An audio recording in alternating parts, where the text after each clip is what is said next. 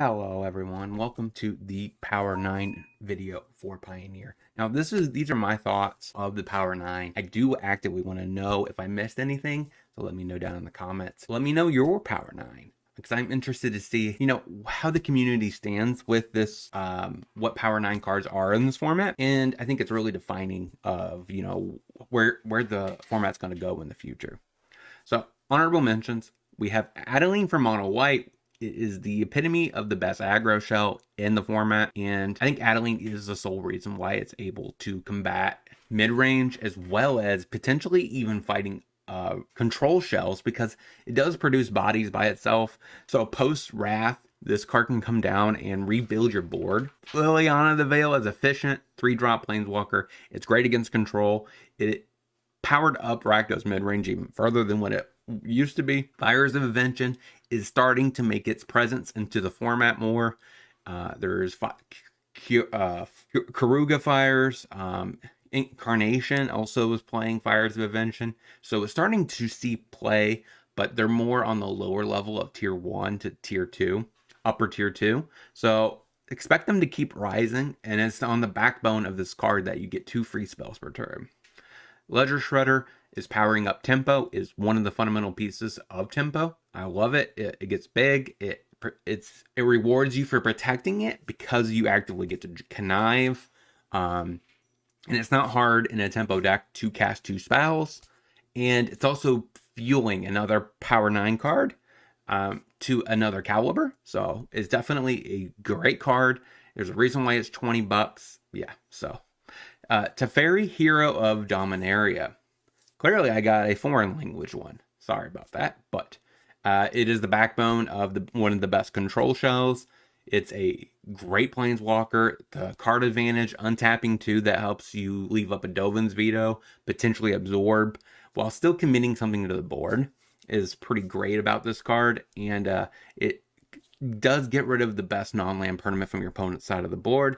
The -8 is a wing condition, so effectively it is one of the better planeswalkers in Pioneer, and it's one of the reasons why mono white or Azorius control is able to compete so well against a decent number of the format.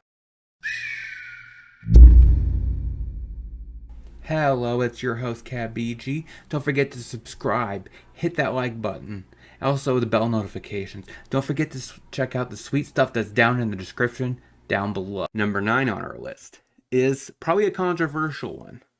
I think this card is just getting better and better. We've gotten a lot more 2-drop, 1-drop legendary creatures, even from Brothers War, new Ashnod. There's less powerful 1-drops, like the 1 mana 0/3 that you get to copy a spell or something like that.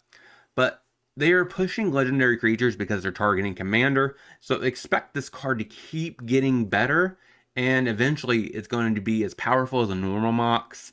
And we might have to consider maybe this card needs to go. But as of right now, this card is traditionally turned on by turn 2, and it's ramped from that point on. It's also the backbone of some of the best combos in the format, even though we don't have that many. So number 8 on our list is Karn the Great Creator. Now, this card is kind of clunky in some regards, but it's powerful enough to be the backbone of decks, right? So Fires of Invention could run this because of the fact that it casts 2 spells. What makes this card clunky is you play it on turn 4. If you don't have any way protecting it, it's kind of vulnerable. And it also you're able to play it and cast something you could tutor with this, which is something you need to be actively doing with Karn.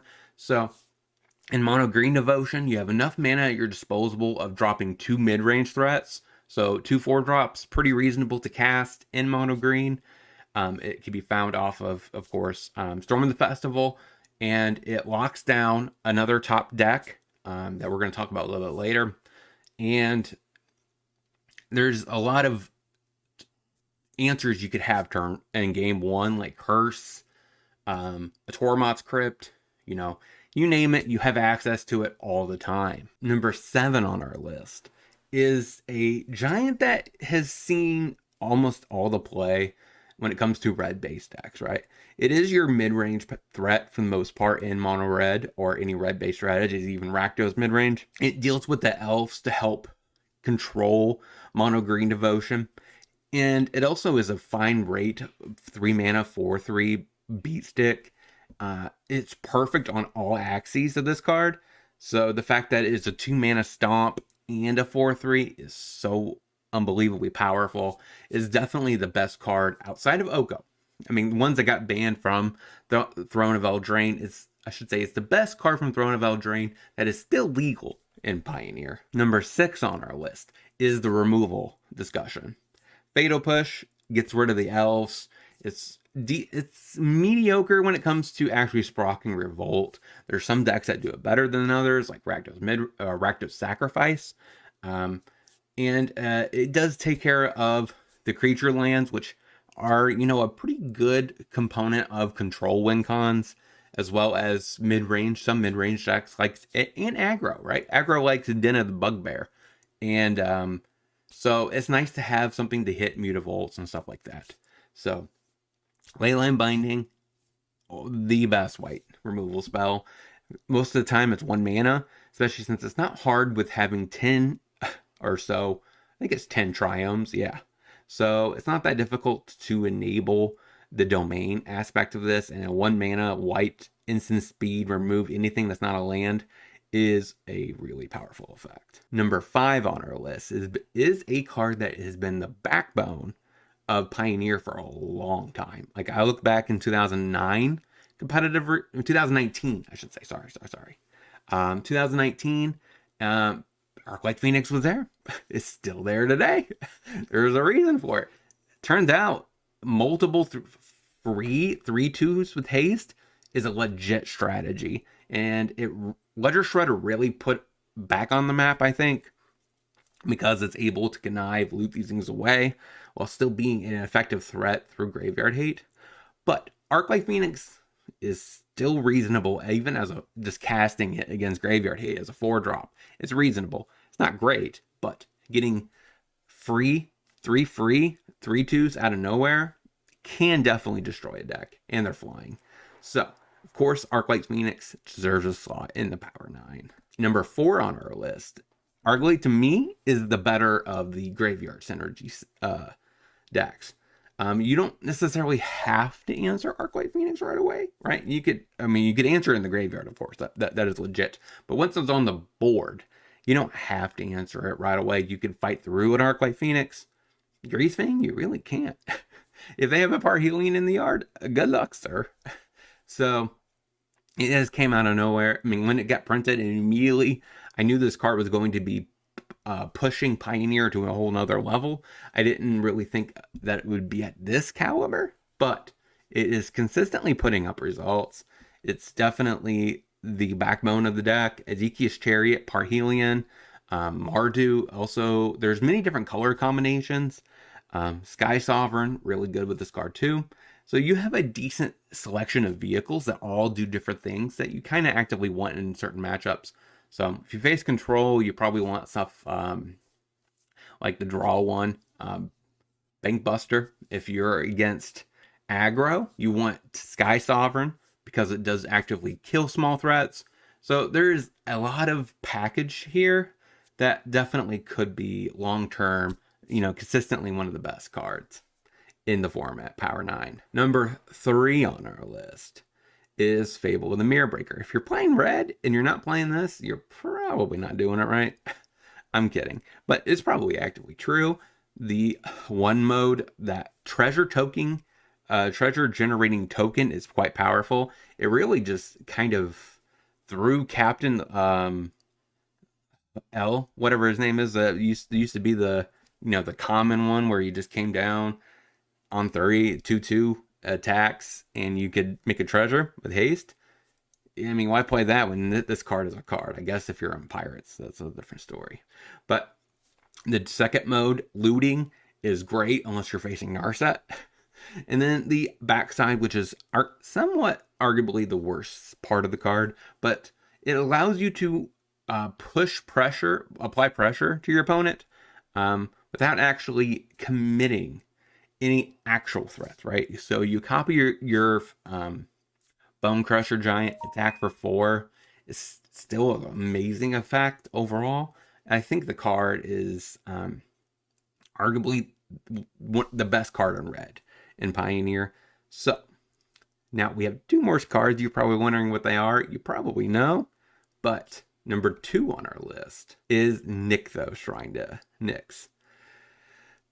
This card is unbelievable. It probably needs to go. You could make arguments, but everyone always wants to fight this card on banning because of the fact that they love the niche colors that could be used with this. I love red. Other people love blue. White, black are kind of in the middle. And then, of course, green is the best. Now, everyone wants to fight for it because they love their lower colored ones. But mono green has consistently found the dominant brew for colors. It works so well with what mono green wants to do with Storm the Festival, a bunch of mid-range package cards that happen to coexist and work quite well with each other. So Nykthos is the backbreaking card. It definitely deserves to be number 2 on our list on the Power 9. Number 1 on our list, Thoughtseize.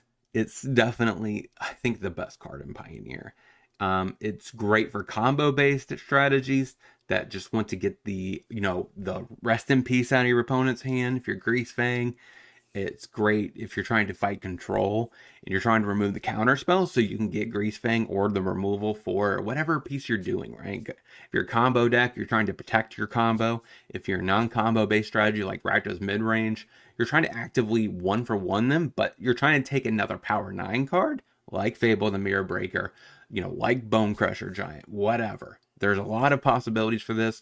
Arguably, it does not get the number 2 on the Power 9 because Nykthos is a land, but don't let it fool you. A 1-mana effect that gets basically up curves, right? If you can take a 4-drop, 3-drop, you basically 1-mana kill targets, spell in a way, right?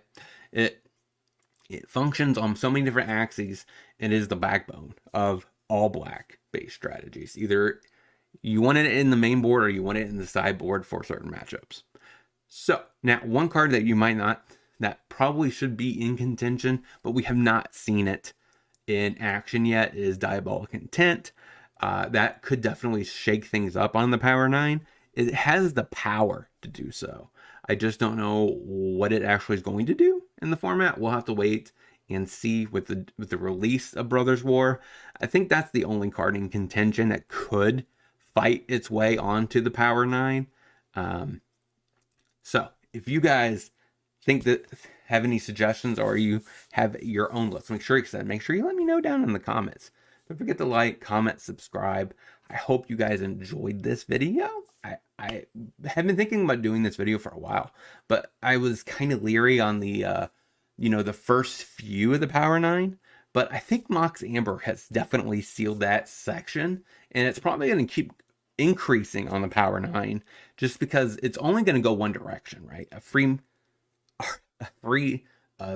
Mox, it's only going to go one way. It's up, closer to number 1. So if you disagree with anything, let me know. If I missed any honorable mentions, also make sure you let me know. And until next time, hope you guys have a great rest of your day.